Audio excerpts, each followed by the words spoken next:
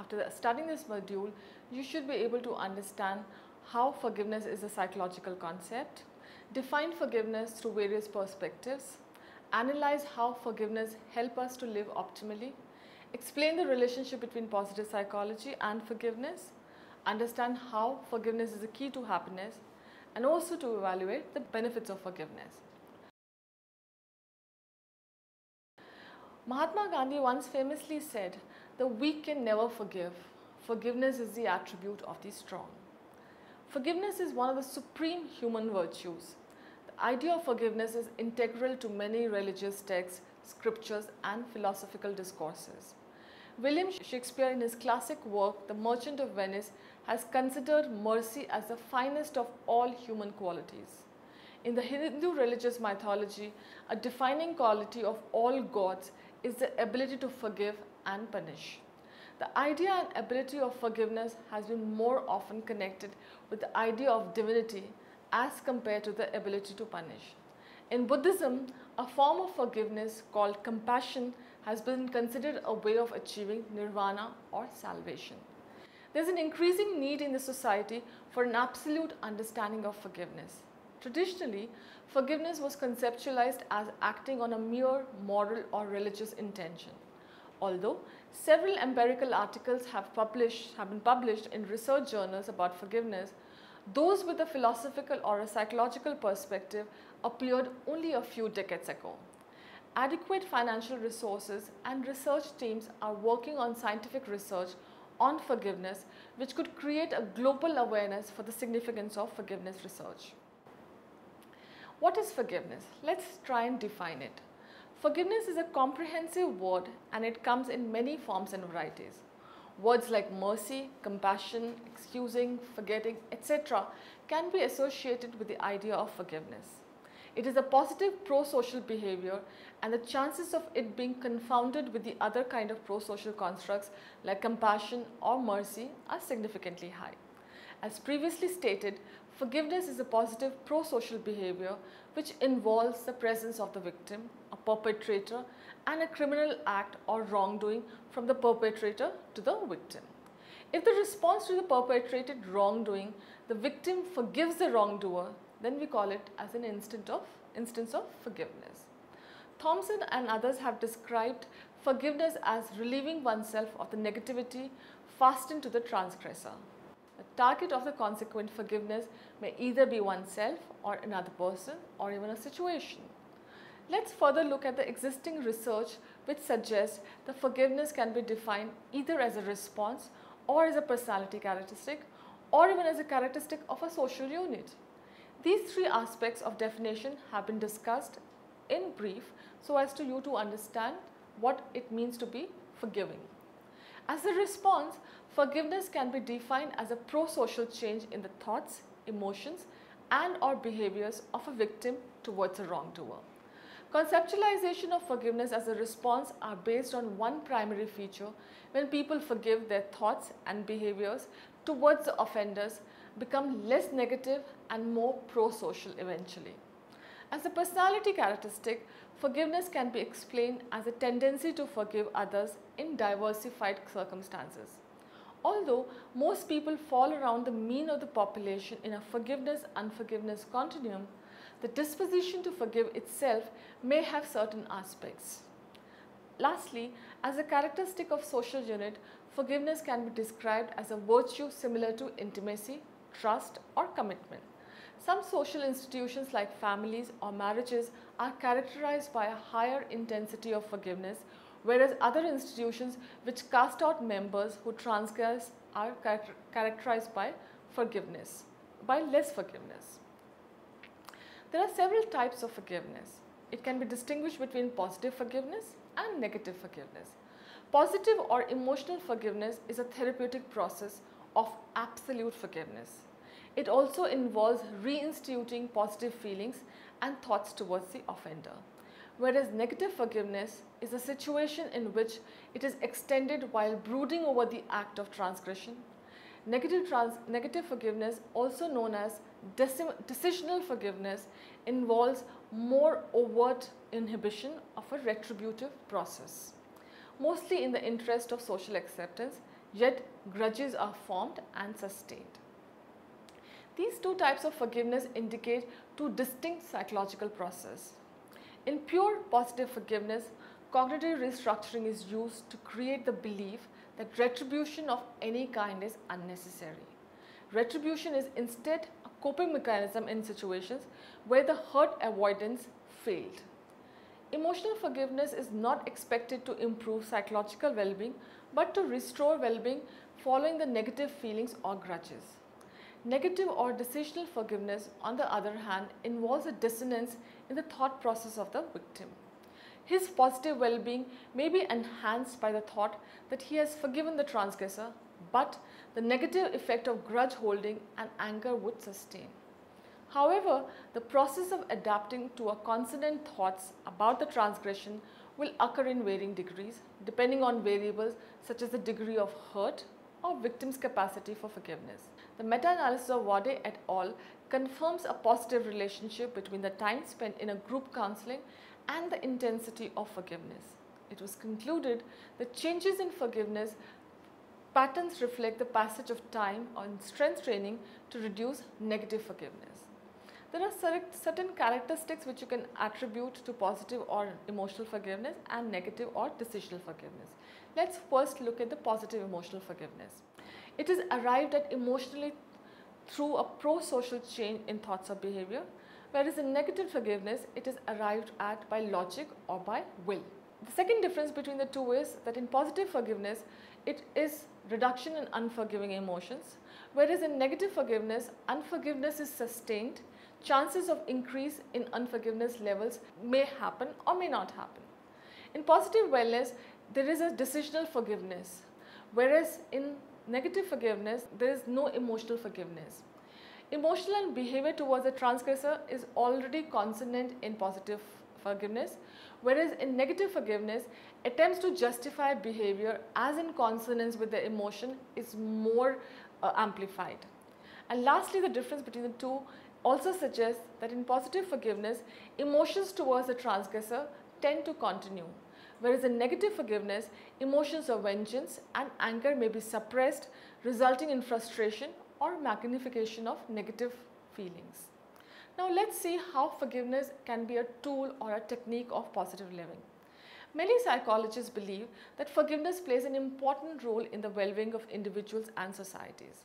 The common acts of forgiveness are known to indicate potential benefits when trying to resolve social conflicts or a relationship or general health of society.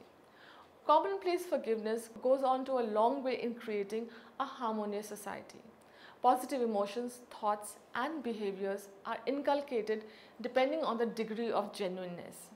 Genuine forgiveness requires the victim to be compassionate and benevolent towards the transgressor and to be part with the right to revenge and resentment. Forgiveness generally leads to small but positive outcomes in psychological and physiological health and well-being. Forgiveness indicates high level of compassion and empathy towards the wrongdoer. Forgiveness interventions have positively been found to be correlated with self-report measures of the propensity to forgive with measures of psychological health and well-being. Mauger and others have correlated forgiveness of others scale and forgiveness of self scale with clinical scales from the MMPI, and they found that low scores on forgiveness of scale were found to be more positively correlated with anxiety, short-temperedness, low self-esteem and depression than scores on forgiveness of others scale. This indicated that people who had a tendency to feel forgiven were less vulnerable to psychological issues. Now, what do we mean when we say positive psychology of forgiveness? Forgiveness in the context of positive psychology assumes that dwelling on the negative aspects related to the hurt would continue to damage psychological health. It is conceptualized forgiveness as a motivational phenomena by many other authors. Forgiveness models like those of Enright are best described the relationship between positive psychology and forgiveness. Let's try and understand the model of four-stage forgiveness proposed by Enright. Enright with other human development study group developed the process model of forgiveness, according to which forgiveness occurs in four phases, totally encompassing around 20 units. These 4 phases need to be understood well to understand the process of forgiveness. They are first uncovering, decision, work and deepening. Along with the units, they need to be studied intensively. Let's look at them one by one. Under the uncovering phase, first thing we need to do is examination of psychological differences and the issues involved. The second thing we need to do is confrontation of anger. The point is to release, not to harbor the source of anger or the feeling of anger. Third is admittance of shame when it is appropriate. Fourth, awareness of depleted emotional energy. Fifth, awareness of cognitive rehearsal of the offense. Sixth, insight that the injured party may be comparing oneself with the injurer. Seventh, realization that oneself may be permanently and adversely changed by the injury. And the last, insight into a positively altered just worldview. Once this stage has been covered under the uncovering phase, we move on to the next phase of decision phase. The 9th point talks about a change of heart or conversion or have new insights that old resolution strategies are not working. The 10th aspect of this model says that willingness to consider forgiveness as an option. And 3rd stage of decision phase says commitment to forgive the offender. These three parts of the decision phase takes us to the 3rd stage of the model, which talks about the work phase. The 12th aspect or the 12th unit of this model says in the work phase we need to reframe. Reframing through role talking, who is a wrongdoer, it is by viewing him or her in the context. We also seek empathy and compassion towards the offender, trying to be more positive, trying to put ourselves in their position and see why they did what and how they did what. It also talks about bearing or accepting the pain. It also tells us about giving a moral gift to the offender.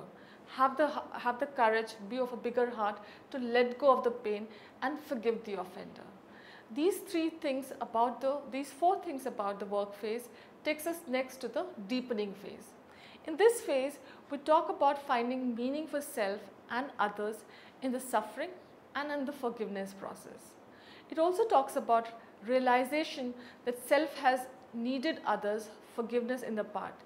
Like when we have done something wrong, we also seek forgiveness from others. So likewise, when someone has done us wrong, we could also extend that kind of forgiveness to others. The 18th unit talks about the insight that one is not alone. It is not me with whom has it happened to. There are several other people who have been wronged in the past or are being wronged right now. So this feeling of isolation or being of a victim needs to go. The 19th unit talks about realization that self may have a new purpose in life because of the injury. Because of what was done to me, I'm not the same person. So maybe I need to learn from it and move ahead. And the last unit, which talks about in the deepening phase, says of an awareness of decreased negative effect and perhaps increased positive effects to the injurer. When you let go of the hurt, when you forgive the offender, there's a heightened sense of being positive about life. There's a heightened sense of going beyond the injuries of life. And as they say, most of the mistakes, most of the injuries, most of the wrongdoings only enrich us with experience and take us forward.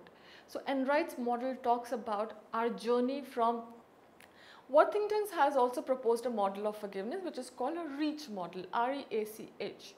He proposed that pyramid model of forgiveness in which the acronym REACH is used to indicate a 5-step process of forgiveness.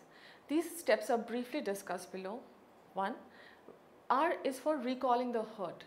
Recall the hurt, focusing on remembering the transgression objectively. This is usually done with the help of a psychologist. Recalling helps us to do a reality check of the transgression while controlling one's emotions and thoughts. E stands for empathizing with the one who had hurt you. Empathizing involves taking the offender's perspective and to feel what he or she feels. During this phase, the transgressor seems more humane and also the victim might turn revengeful. A stands for the altruistic gift of forgiveness. This process can be further divided into 3 sub-processes of guilt, gratitude and gift. What does guilt mean? The victim contemplates own wrongdoings from his or her own past. During this, she or he may realize that she or he is also capable of inflicting such harm, or that she or he has harmed others in different ways. The emotion tried to incite in this process is guilt and not shame, which is an absolutely distinct term. The second subcategory talks about gratitude. The transgressed individual is then questioned how he or she would feel to be forgiven for the transgression recalled in the previous step. The experience of forgiveness in that situation is recalled and recorded. This will give him or her a sense of relief and freedom for that she or he has been forgiven. Gratitude in this context is actually an empathetic projection. And third sub-process is a gift.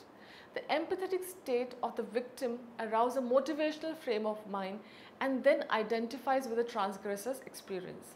The facilitator then makes an explicit invitation to gift forgiveness to the offender. These are the three sub-processes that comes in the altruistic process of forgiveness. C stands for commitment to forgive publicly. The fourth step is to make a public commitment to forgive the offender. And the last one, H, stands for holding on to the forgiveness. Maintaining the forgiveness is the most important and critical phase. Explicit attention needs to be applied to hold on to the forgiveness. The transgressed is now coached to work out the forgiveness rather than to dwell on it. Waldron and Kelly have proposed a communication-based approach to forgiveness in which the focus shifts from individual psychology to communicate behaviors used by families, friends, or romantic partners to perform forgiveness. Behaviors are seen as multifunctional, and hence forgiveness task and communication task are also addressed simultaneously. There are several steps which are involved in this recent approach. They are: first, confront the transgression; second, manage the emotion; third, engage in sense making; fourth, seek forgiveness; fifth, grant forgiveness; sixth, negotiate values and rules; and lastly, monitor and maintain. Forgiveness is related with a variety of constructs from positive psychology.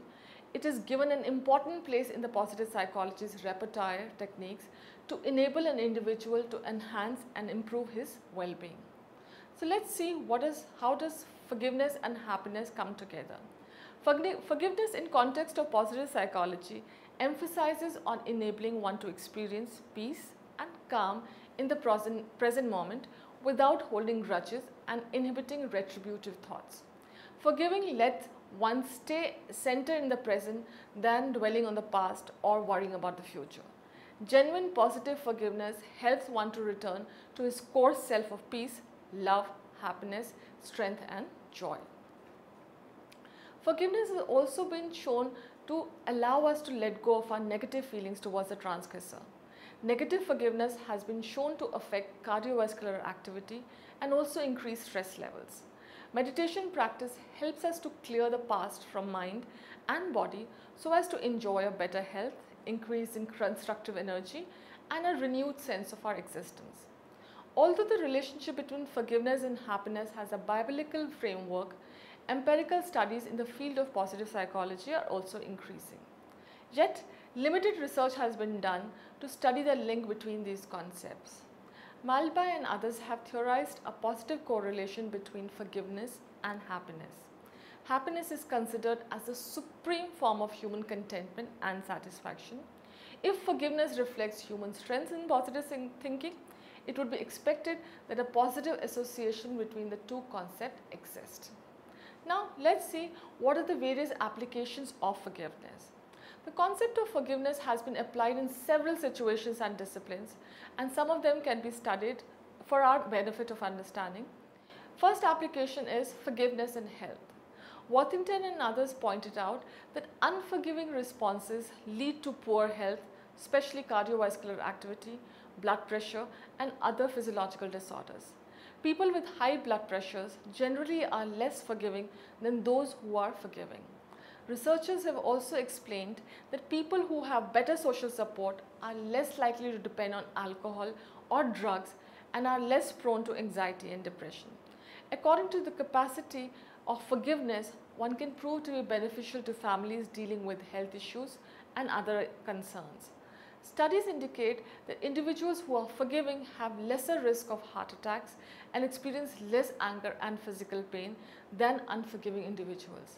Hence, forgiveness enhances your health. So if you don't want to have any kind of cardiac issues, what you could start with is by forgiving the people who have wronged you in the past and have a more forgiving approach to people in general. Another application talks about is forgiveness in marriage.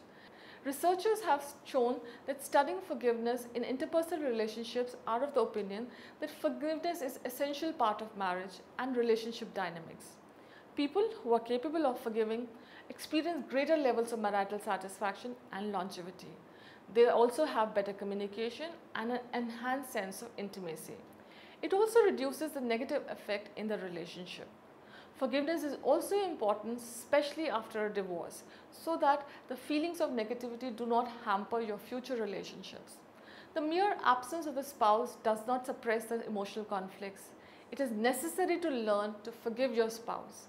It saves one from repression of emotions of sadness or anger towards a spouse, which could instantly result in more negativity and frustration.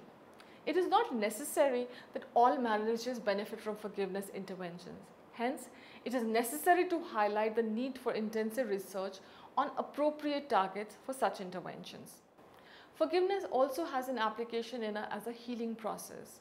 It can help alleviate psychological problems like anxiety, stress, depression, panic, and other relationship problems. Also, forgiveness has an impact on psychological well-being of an individual. It can be used to recover from psychological issues and to also boost one's self-esteem and hopefulness. It is important to confront the issue and let go of the self-inflicted emotional pain and hurt. The concept of forgiveness as a healing process makes it of utmost importance for a psychiatric worker, psychologist to familiarize oneself with benefits of forgiveness as a therapeutic intervention. Awareness of limitations of forgiveness is also crucial. It goes without saying that cultural norms and values must be considered for future researches. Now let's summarize what we have learned so far. The first thing that we need to understand is it's a concept which is related to pardoning, excusing, or condoning another person. According to the psychological perspective of forgiveness, it is an act of understanding and accepting an act of transgression by a transgressed individual. He or she is expected to not hold grudges against a wrongdoer after receiving therapy or self-motivating oneself to forgive. In the existing research literature, forgiveness has been defined either as a response or as a personality characteristic or as a characteristic of the social unit. Forgiveness can be further distinguished between positive forgiveness and negative forgiveness. Positive or emotional forgiveness is a therapeutic process of absolute forgiveness which also involves reinstituting positive feelings and thoughts towards the offender. Whereas a negative forgiveness is a situation in which forgiveness is extended while brooding over the act of transgression. Forgiveness has been found to have several benefits such as in marriage and relationships. It is a healing process or even has health benefits. Unforgiveness, on the other hand, is negative and induces feelings of thoughts of transferring negative feelings in the form of vengeful responses like anger or revenge towards the transgressor. It has several applications, as we have already discussed in the previous sessions, that it could really help people live a better life, and it is something that they need to inculcate in their lives as a part of their life. Forgiving others, as Mahatma Gandhi said, is a sign of strength. Let's work on our strength and lead a more positive life. Let's try and understand the model of four-stage forgiveness proposed by Enright. Enright with other human development study group developed the process model of forgiveness, according to which forgiveness occurs in four phases, totally encompassing around 20 units. These four phases need to be understood well to understand the process of forgiveness. They are first uncovering, decision, work, and deepening. Along with the units, they need to be studied intensively. Let's look at them one by one. Under the uncovering phase, first thing we need to do is examination of psychological differences and the issues involved. The second thing we need to do is confrontation of anger. The point is to release, not to harbor the source of anger or the feeling of anger. Third is admittance of shame when it is appropriate. Fourth, awareness of depleted emotional energy. Fifth, awareness of cognitive rehearsal of the offense.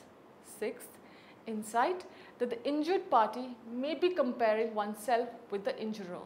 Seventh, realization that oneself may be permanently and adversely changed by the injury. And the last, insight into a positively altered just worldview. Once this stage has been covered under the uncovering phase, we move on to the next phase of decision phase. The ninth point talks about a change of heart or conversion or have new insights that old resolution strategies are not working. The 10th aspect of this model says that willingness to consider forgiveness as an option. And third stage of decision phase says commitment to forgive the offender. These three parts of the decision phase takes us to the third stage of the model, which talks about the work phase. The 12th aspect or the 12th unit of this model says in the work phase we need to reframe. Reframing through role talking, who is a wrongdoer, it is by viewing him or her in the context. We also seek empathy and compassion towards the offender, trying to be more positive, trying to put ourselves in their position and see why they did what and how they did what. It also talks about bearing or accepting the pain. It also tells us about giving a moral gift to the offender. Have the courage, be of a bigger heart to let go of the pain and forgive the offender. These four things about the work phase takes us next to the deepening phase. In this phase, we talk about finding meaning for self and others in the suffering and in the forgiveness process. It also talks about realization that self has needed others' forgiveness in the past. Like when we have done something wrong, we also seek forgiveness from others. So likewise, when someone has done us wrong, we could also extend that kind of forgiveness to others. The 18th unit talks about the insight that one is not alone. It is not me with whom has it happened to. There are several other people who have been wronged in the past or are being wronged right now. So this feeling of isolation or being of a victim needs to go. The 19th unit talks about realization that self may have a new purpose in life because of the injury. Because of what was done to me, I'm not the same person. So maybe I need to learn from it and move ahead. And the last unit, which talks about in the deepening phase, says of an awareness of decreased negative effect and perhaps increased positive effects to the injurer. When you let go of the hurt, when you forgive the offender, there's a heightened sense of being positive about life. There's a heightened sense of going beyond the injuries of life. And as they say, most of the mistakes, most of the injuries, most of the wrongdoings only enrich us with experience and take us forward. So Enright's model talks about our journey from uncovering to deepening. And this whole process of forgiveness is extremely enriching. And if we go through it unit by unit, you will see it's not about the other, it's about our own self, it's about making peace with our own self and living a more healthy, positive and enriched life.